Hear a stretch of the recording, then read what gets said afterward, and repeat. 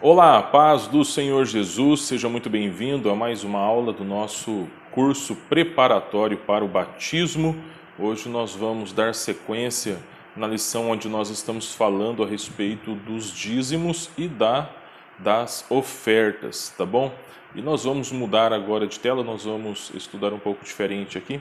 Eu vou jogar na tela, um material que nós estamos tomando como base, o material, a nossa revista, o nosso livrinho aí do manual do batismo. Nós vamos lendo e comentando, e lendo também alguns textos aí no decorrer do nosso estudo. Hoje nós vamos dar continuidade falando a respeito das ofertas, uma vez que na aula passada nós já explanamos a respeito dos dízimos, tá bom? Então vamos aí para a tela, passar aí para a tela do seu computador, Você vai poder ver no seu computador ou no seu celular ou no seu tablet, enfim, vai estar na tela aí do seu dispositivo. Muito bem, então a partir desse momento nós vamos estar estudando aqui, a partir do texto que nós estamos analisando, a lição de número 11, dízimos e ofertas à luz da palavra de Deus. Texto básico nós lemos na aula passada, Malaquias capítulo 2, do 17 até o capítulo 3, versículo 1, que tem uma relação maior com a questão dos dízimos, e o versículo chave, que já está aqui no próprio material escrito da nossa revista, do nosso livro do curso preparatório para o batismo. O versículo chave é 2 aos Coríntios, capítulo de número 9, versículo de número 7, quando o apóstolo Paulo ele disse: cada um contribua segundo propôs no seu coração, não com tristeza ou por necessidade, porque Deus ama ao que dá com alegria. 2 Coríntios, capítulo 9, versículo 7. Nós vamos passar para frente aqui, porque nós já estudamos com relação ao dízimo, e agora nós vamos abordar aqui com relação à oferta. Vamos ver aí alguns princípios inerentes que são próprios, que estão relacionados à oferta. Então, vamos lá. Filipenses capítulo 4, do 10 ao 20, fala-nos desse ato estabelecido por Deus para a provisão da sua obra. Paulo escreveu esses versos com o fim de agradecer aos irmãos de Filipos, que mais uma vez haviam lhe enviado uma oferta, conforme podemos ver aí no versículo de número 10, o que se tornou para Paulo um ato especial, uma vez que, pelo menos no início de sua expedição missionária, nenhuma outra igreja tinha agido assim. Nesse pequeno bloco onde Paulo expressou sua alegria em tom de agradecimento à igreja de Filipos, podemos aprender pelo menos 3 importantes lições acerca da contribuição financeira na obra do Senhor. Então vamos lá, eu creio que é bastante relevante nós lermos, primeiramente aqui o texto de Filipenses capítulo 4, do 10 ao 20. Para isso vamos pegar a Bíblia aqui, abrir o aplicativo da Bíblia, Filipenses, está aqui o capítulo 1, 2, 3, 4. Vamos lá, versículo 10. Olha só. Ora, muito me regozijei no Senhor por finalmente reviver a vossa lembrança de mim, pois já vos tinhais lembrado, mas não tinhais tido oportunidade. Não digo como por necessidade, porque já aprendi a contentar-me com o que tenho. Sei estar abatido e sei também ter abundância em toda a maneira, e em todas as coisas estou instruído tanto a ter fartura como a ter fome, tanto a ter abundância como a padecer necessidade. Posso todas as coisas naquele que me fortalece. Todavia, fizestes bem em tomar parte na minha aflição. E bem sabeis também vós, ó Filipenses, que no princípio do Evangelho, quando parti da Macedônia, nenhuma igreja comunicou comigo com respeito a dar e a receber, senão vós somente. Porque também uma e outra vez me mandaste o necessário a Tessalônica. Não que procure dádivas, mas procuro o fruto que aumente a vossa conta. Mas bastante tenho recebido e tenho abundância. Cheio estou, depois que recebi de Epafrodito o que da vossa parte me foi enviado, como cheiro de suavidade e sacrifício agradável e aprazível a Deus. O meu Deus, segundo as suas riquezas, suprirá todas as vossas necessidades em glória por Cristo Jesus. Ora, a nosso Deus e Pai seja dada glória para todos sempre. Amém. Louvado seja Deus pela sua palavra. Então, a partir desse texto, nós podemos aprender pelo menos 3 preciosas lições acerca da contribuição financeira na obra do Senhor, relacionada à questão aqui da oferta, né? Primeira lição é que nós devemos contribuir pela motivação correta, né? A motivação adequada.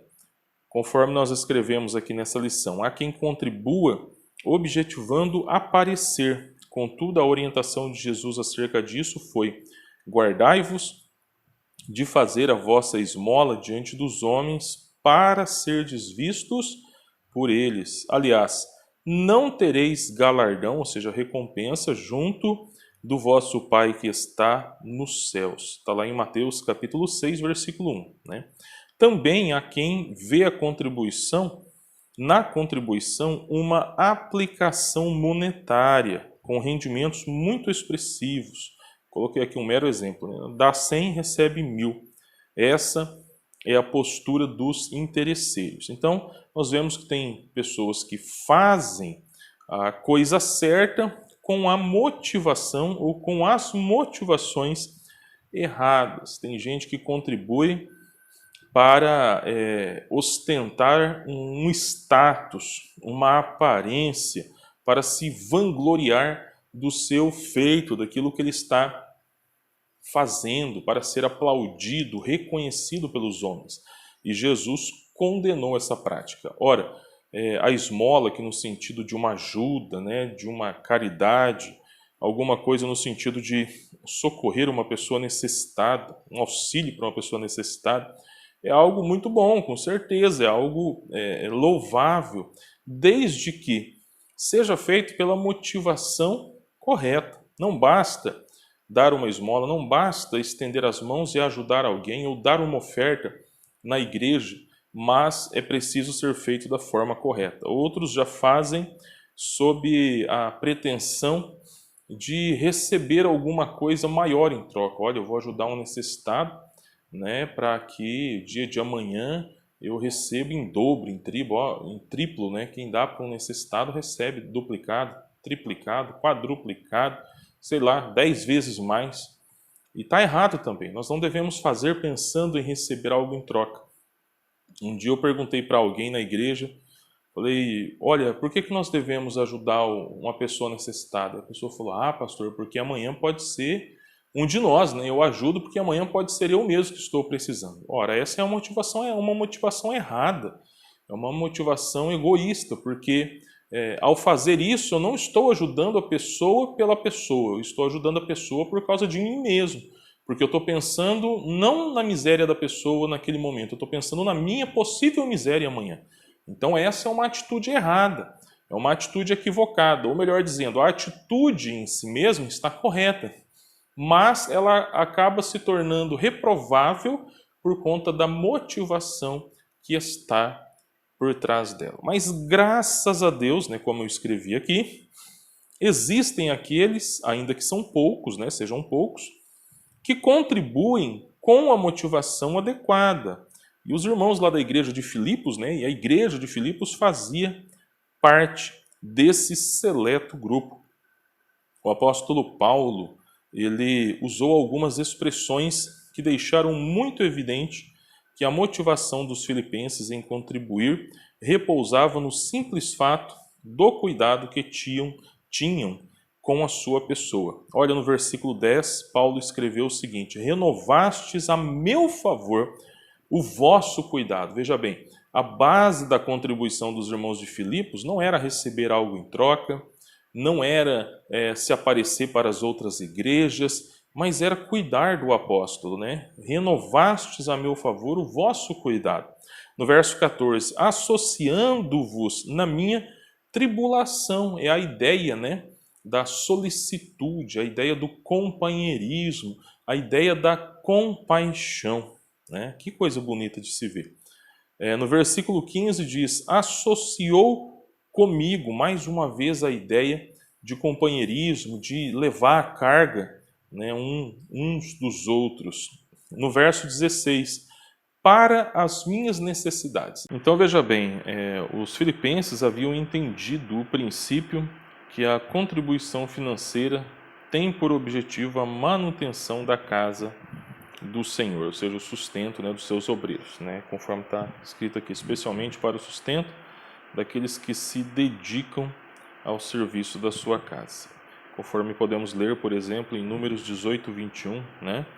E eis que aos filhos de Levi tenho dado todos os dízimos em Israel por herança pelo seu ministério que exerce, o ministério da tenda da congregação. Alguém poderia levantar a seguinte objeção, né? Alguém poderia objetar dizendo ser este um princípio do Velho Testamento que não possui, melhor dizendo, validade para a igreja neotestamentária.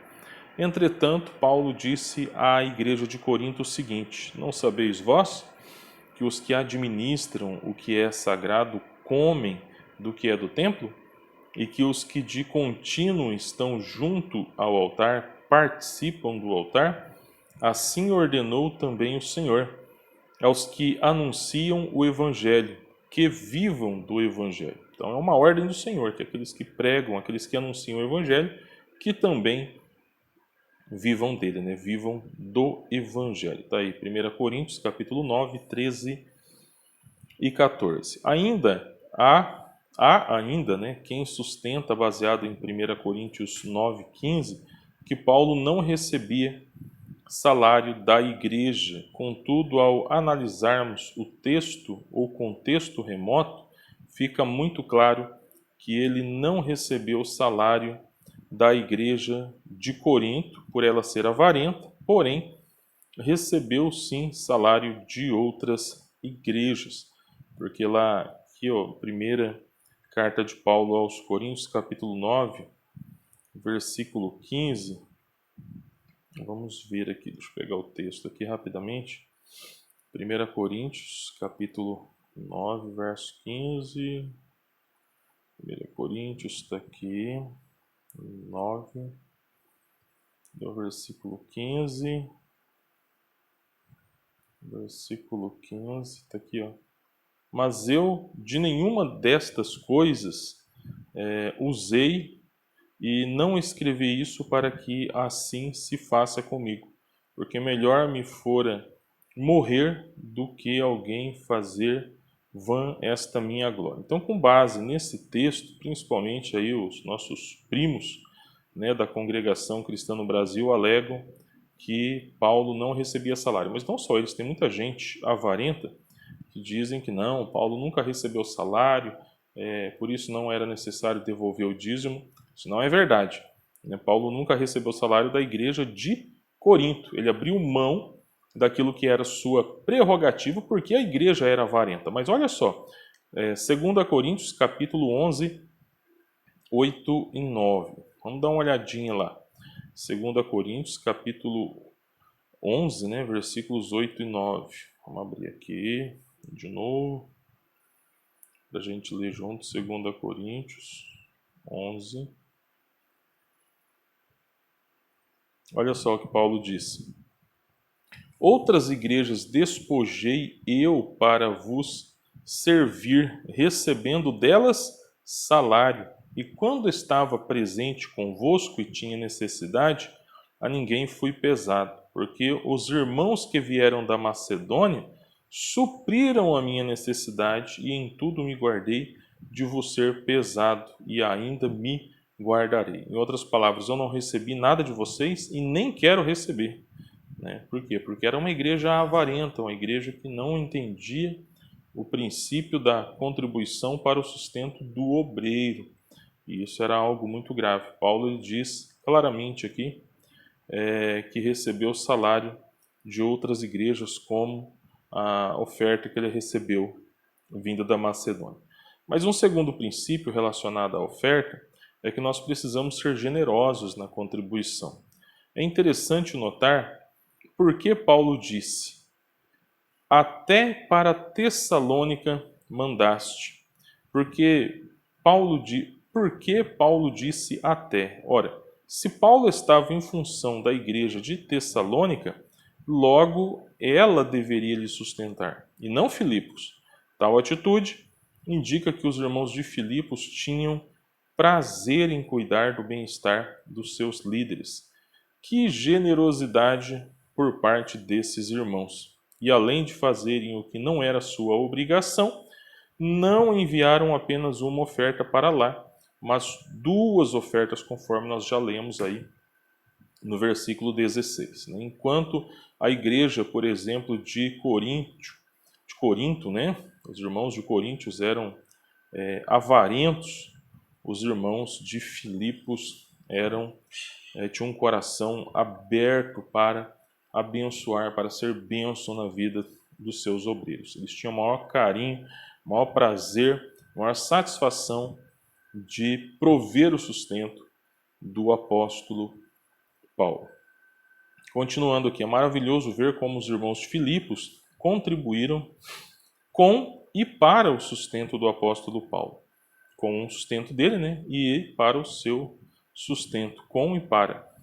Paulo, não apenas enquanto estava com eles, mas também após ter seguido sua expedição missionária pela Macedônia, para ministrar em outras igrejas, conforme lemos no verso 15, se não bastasse, não enviaram qualquer oferta, mas a melhor que podiam. Veja o testemunho de Paulo.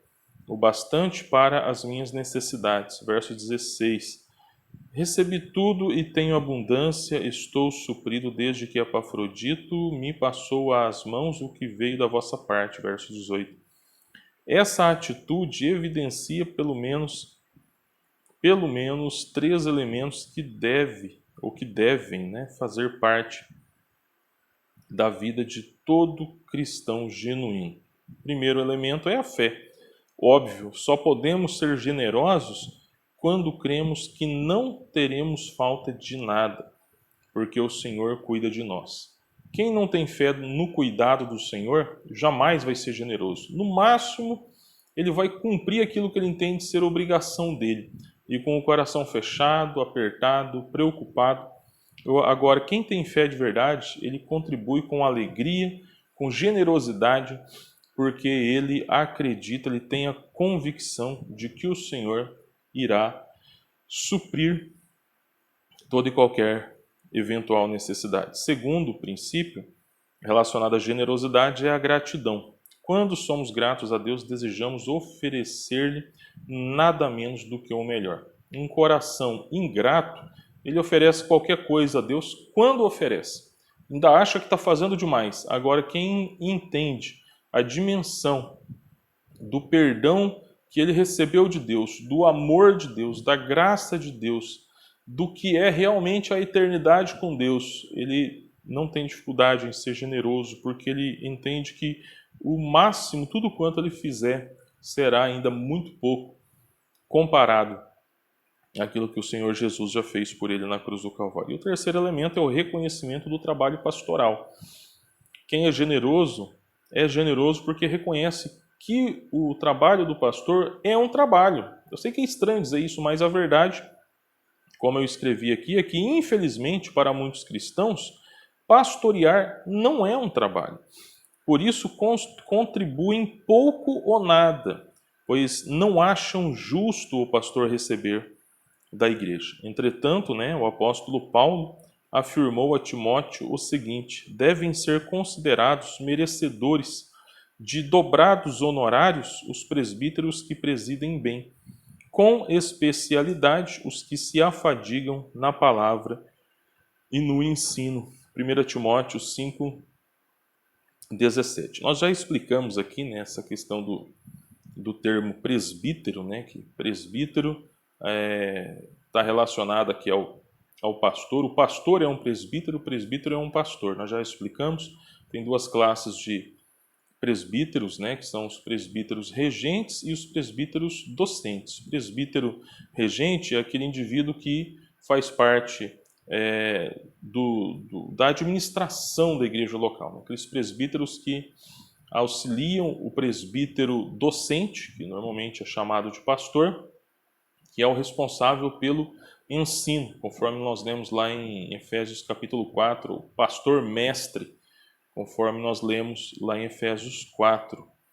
Então, independente, tanto o presbítero regente como o presbítero docente são presbíteros, só que normalmente um único presbítero ele é remunerado para se debruçar sobre a palavra, para se preparar para o ensino, para se encontrar apto ao ensino da palavra de Deus, que é o docente, o presbítero docente, que é chamado de pastor, né? E Paulo lhe diz para Timóteo que esse tipo de presbítero, essa classe de presbítero é merecedora de receber aí dobrados honorários. Aqueles que se afadigam, também aqueles que trabalham, tem muitos pastores que são muito dados à questão de construção de igreja, de reforma de igreja, de abertura de campo, aconselhamento pastoral, outras atividades, né, visitação, também são dignos dos seus honorários para fazer isso. Contudo, Paulo ele diz a Timóteo que aqueles que se afadigam na palavra, ou seja, aqueles que se esforçam para entender, para estudar, para crescer, melhor dizendo, na palavra e levar o rebanho a entender a vontade de Deus, esses são dignos não somente de receber o seu salário, mas são 2 vezes dignos de receber o seu salário para exercer a sua função. Terceiro lugar, né, a terceira lição que nós podemos aprender com esse texto é que uma oferta realizada pela motivação certa e com generosidade equivale a um ato de adoração a Deus. Paulo usou a figura dos sacrifícios levíticos do Antigo Testamento para evidenciar o fato que quando contribuímos com a motivação adequada e de uma forma generosa, Deus vê isso como um ato de adoração, tal qual era realizado no holocausto. Conforme nós lemos, assim queimarás todo o carneiro sobre o altar. É um holocausto para o Senhor. De cheiro suave, uma oferta queimada ao Senhor. Suave nesse contexto, o texto é Êxodo, 29:18. Suave nesse contexto denota algo agradável a Deus. Assim, creio ter sido por isso que Paulo escreveu aos Coríntios, no capítulo 2, na segunda epístola, no capítulo 9, versículo 7, cada um contribua segundo propôs no seu coração, não com tristeza ou por necessidade, porque Deus ama ao que dá com alegria. Então, a ideia aí é de que Deus recebe de forma satisfatória essa oferta. Então, Paulo usa uma figura aí do Antigo Testamento relacionada ao holocausto, essa forma de oferta, de sacrifício a Deus, totalmente queimado, que era algo agradável a Deus, e ele usa essa figura aí do cheiro suave, dessa fragrância agradável, vamos dizer assim, diante das narinas de Deus. Lógico que é uma linguagem antropomórfica, que atribui partes humanas a Deus. Deus, a não ser o Senhor Jesus, segundo a pessoa da Trindade, que assumiu uma forma física, um corpo físico e permanecerá por toda a eternidade com esse corpo. Deus, na sua essência, vamos dizer assim, antes de Jesus assumir uma forma corpórea, nunca teve nenhuma parte humana, O Pai também, o Espírito Santo, continuam da mesma forma como sempre existiu desde a eternidade, não assumiu, vamos dizer assim, uma forma corpórea, não tem nariz, mas é uma expressão, uma expressão figurada para dizer que Deus se agrada dessa prática, né? Se agrada desse tipo de prática. Aqui nesse caso, essa oferta, né, que é oferecida ao Senhor. Deus ele tem satisfação em abençoar aqueles que o adoram dessa forma, assim como o sacrifício levítico, ele era uma forma de adoração a Deus também. Quando nós oferecemos a Deus, né, algo segundo a sua vontade, nós também estamos adorando ao Senhor nosso Deus. Tá bom? Então, concluindo aqui a nossa lição, certamente Deus tem prazer em abençoar aqueles que contribuem em sua casa pela motivação certa, com generosidade, buscando adorar a Ele. Essa foi a convicção que Paulo expressou no verso 19. Dr. Warren Wiersbe, ele parafraseou esse verso da seguinte forma, né? Parafraseou esse verso assim: vocês contribuíram apesar da sua pobreza, mas Deus suprirá as suas necessidades das riquezas da glória dele.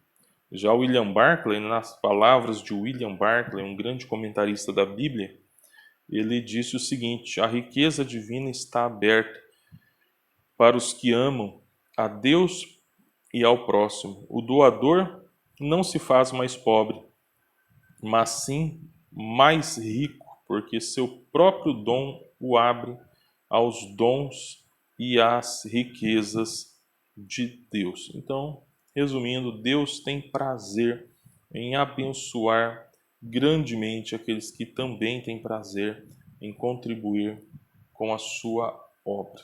Tá bom? Ficamos por aqui, se o nosso bom Deus permitir. Na próxima aula nós vamos começar a estudar, a falar sobre as seitas pseudo-cristãs. Será a lição de número 12 da nossa revista, ou manual de batismo, como queira chamar, né? O mínimo, né, que nós precisamos saber como genuínos cristãos, é o título aí do nosso livro, nossa revista. E na próxima aula nós vamos iniciar o estudo então na lição de número 12, seitas pseudo-cristãs. Tá bom? Vamos orar agora. Quero orar com você, Pai querido, em nome de Jesus. Queremos pedir ao Pai que o Senhor continue nos abençoando, nos direcionando, nos fortalecendo, conduzindo-nos, ó Deus, para o centro da Tua vontade. Vontade esta que está revelada nas Sagradas Escrituras, na Palavra do Senhor. Possamos ter bom entendimento. Mais do que ter bom entendimento, possamos viver essa palavra, praticar e também, ó Deus, compartilhar com todo aquele que o Senhor tem colocado no nosso caminho, na nossa vida, possamos ser instrumentos Teus. É o que nós te pedimos e agradecemos por tudo, em nome do Senhor Jesus. Amém e amém. Até a próxima aula. Fique com Deus, na paz do Senhor Jesus.